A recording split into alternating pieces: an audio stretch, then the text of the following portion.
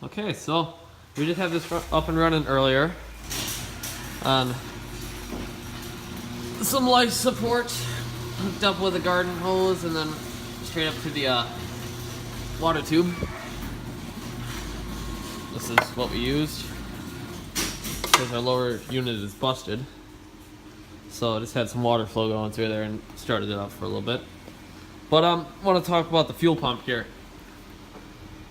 So you cannot find aftermarket fuel pump kits for these, for Scott Atwater ones. I haven't seen them online.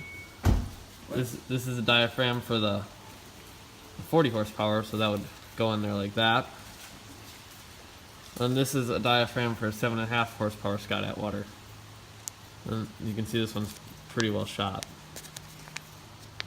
Well, but you can't find new diaphragms for these, so what we use is these rubber work gloves. We got these at the hardware store, and they have to be the nitrile ones that are like solvent resistant, so the fuel will not deteriorate them. And we have been running one in this one made out of a glove like that all summer, and we have not had any issues with it. And we've been running a 7.5 for probably a couple times on the lake and haven't had any issues with it. It's just these old ones, they get hard, crack, and then they don't work anymore.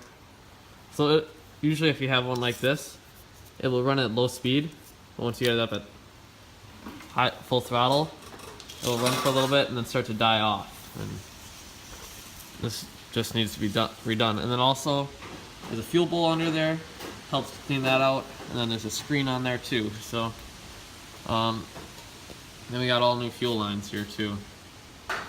That'll get the pressure to the diaphragm.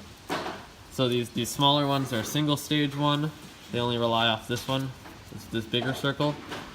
Where the 40 horsepower has a 2-stage one. I think the 60 horsepower is similar to that.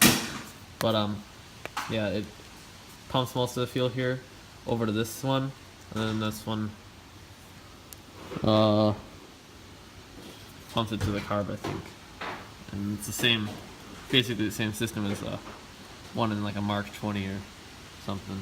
Like those late 50s, early 60s Mercs.